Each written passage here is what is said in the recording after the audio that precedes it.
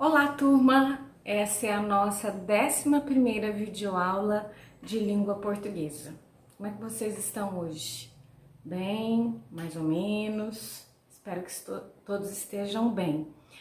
Na segunda-feira eu passei para vocês um exercício que foi mais uma narrativa de aventura, que está no livro na página 12, que é um trecho de um romance muito famoso que é chamado de Moby Dick, que é uma baleia. Vocês já devem ter visto a história dessa baleia, a figura dessa baleia em algum filme, em algum desenho. É uma história muito conhecida. Como vocês viram aí no livro de vocês, ela foi escrita pelo Herman Melville, que é um americano que nasceu em 1819, no século XIX, nos Estados Unidos. E essa história ela é conhecida até hoje. Já houve adaptação desse livro para o cinema. Se vocês procurarem aí na internet, no Google, no YouTube, vocês vão encontrar uns filmes bem antigos. E em 2020 também fizeram um filme contando um pouco dessa história.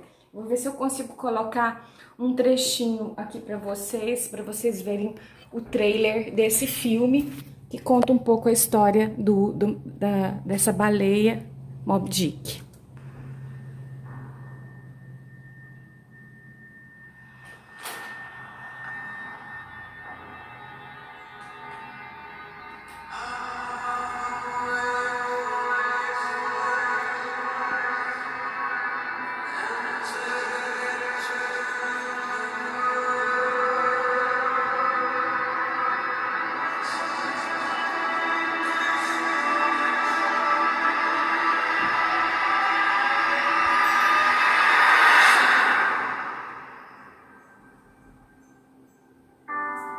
We were headed for the edge of sanity.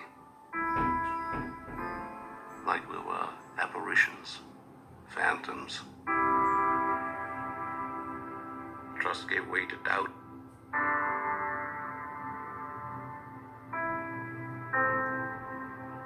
Hope to superstition.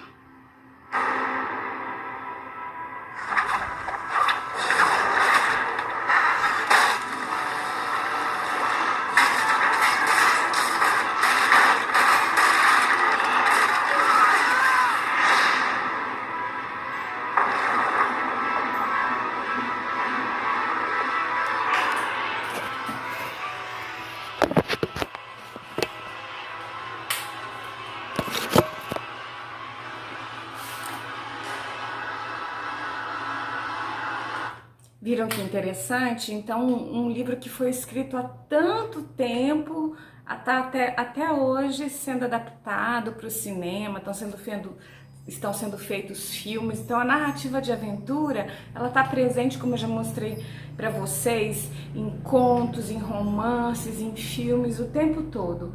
E esse filme aí é como se fosse a história da experiência vivida pelo escritor, pelo Herman Melville, que ele foi um baleeiro, então ele saiu viajando pelo oceano e por isso que ele escreveu essa história depois, né? Não que a história da baleia Moby Dick seja real. Então nós vamos corrigir nossos exercícios e depois a gente dá continuidade ao nosso conteúdo. Então vamos lá. A primeira questão, antes da leitura você pensou no que ocorreria com o capitão Ahab no capítulo 1º, Dia da Caça? Sua hipótese se confirmou? Justifique. Aí aqui nós tivemos várias respostas bem pessoais, então vocês imaginaram o que esse texto traria e aí depois escreveram, depois que leram, viram se as suas hipóteses se confirmaram ou não, tá? Então, uma resposta bem pessoal. A número 2. No início do texto são apresentadas as personagens principais da narrativa de aventura Moby Dick, o capitão Ahab e a baleia Moby Dick. Com base no primeiro parágrafo, é possível afirmar que o capitão Ahab estava ansioso pela batalha com a baleia? Justifique sua resposta. Bem, se a gente voltar no texto, a gente vai perceber que ele estava realmente ansioso, não é? Olha só, se você procurar aí no primeiro parágrafo, Então começa a derradeira perseguição. Ahab já não come nem dorme, não sai da cabine. Dia e noite, com a perna de marfim enfiada num buraco, ele perscruta com o olho febril a linha do horizonte. Então ele estava tão ansioso que ele nem comia nem bebia, ele não saía da cabine, ele ficava sempre com o olhinho lá, perscrutando, né, observando para ver se, investigando, analisando para ver se ele conseguia avistar a baleia no oceano, certo? Letra B. Identifique trechos do texto que caracterizam a baleia Moby Dick. Depois resuma em 2 palavras as principais características dessa personagem. Olha só, gente, que interessante. Aqui, no momento em que vocês anotaram as palavras que caracterizam a baleia, vocês vão encontrar uma série de adjetivos, que foram aquelas palavras que a gente estudou, lembra, nas nossas primeiras videoaulas? Então, olha só, tanto de adjetivo, tanto de expressões também que vão caracterizar a baleia. Ó, vocês vão encontrar aí que ela é uma massa elevada e branca, como uma montanha de neve, que ela é famosa, é a famosa baleia. Olha aqui de novo, ela é caracterizada como uma massa espumante.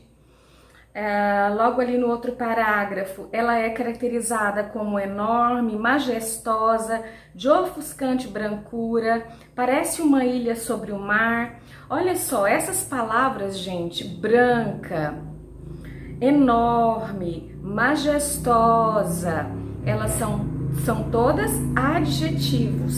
E essa de ofuscante brancura é uma locução adjetiva, viu? Que todo aquele conteúdo que a gente estuda, a gente vai utilizando à medida que a gente vai avançando, mesmo em outros conteúdos. Aí depois vocês vão encontrar na outra página, olha aqui de novo, ela é massa branca, ela é astuta, olha aqui outro adjetivo, astuta. Lá embaixo você vai ter no último parágrafo, baleia branca. Então, como é que vocês resumiriam a Moby Dick? Como é que vocês, as principais características dela?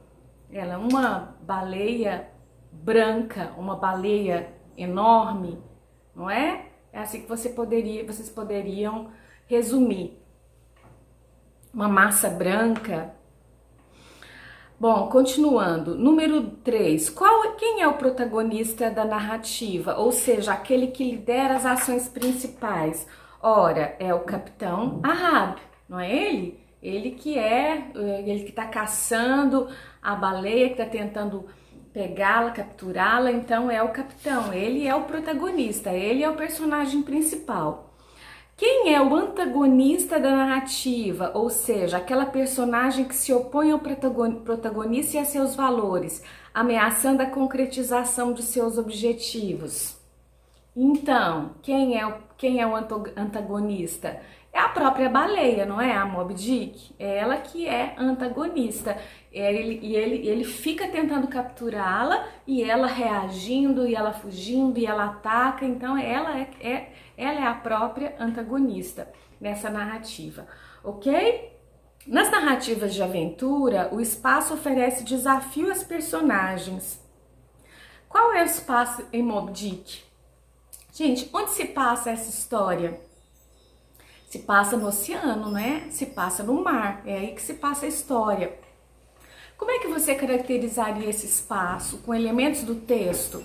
A gente viu lá que ali é um mar calmo, mas é um mar em que em cima, né, sobrevoando há muitas aves, e essas aves elas acompanham, não é? A própria baleia Moby Dick. Você vai ver diversos trechos no texto que falam isso, né? Que onde as aves vão, olha aqui, você tem um parágrafo, ó, como o mar está calmo, logo nos aproximamos da baleia, que nada tranquilamente envolta por redemoinhos de água e por nuvens de aves que a sobrevoam, né? Então, é um mar calmo, mas que ele é agitado por aquela figura gigantesca que é a baleia.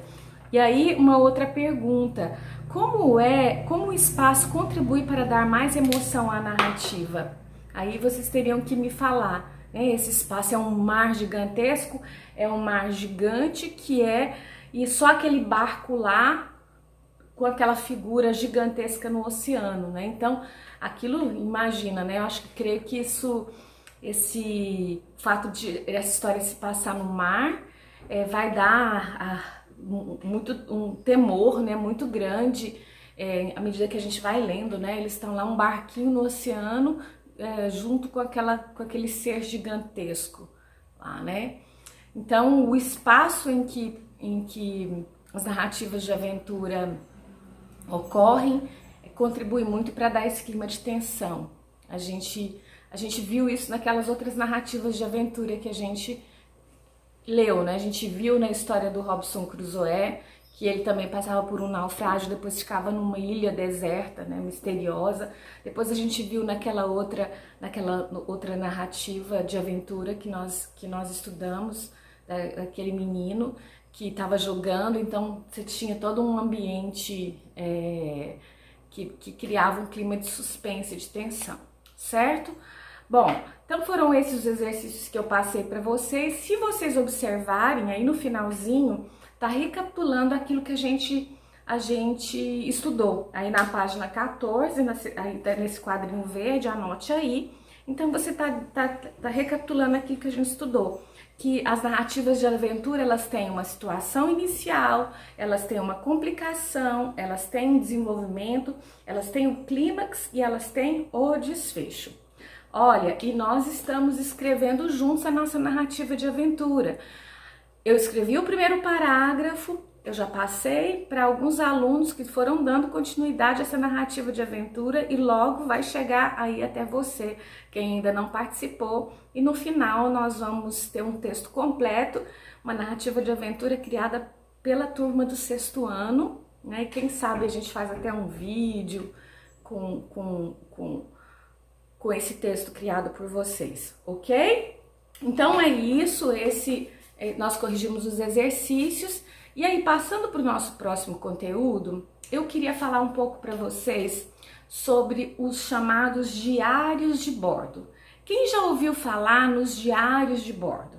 É que antigamente, e até hoje nos navios, nas navegações, existe o hábito de se fazer um diário de bordo, que é um livro em que são registrados todos os acontecimentos diários, por exemplo, se enfrentou uma tempestade, as direções que aquele barco tomou, se houve algum incidente ali no mar.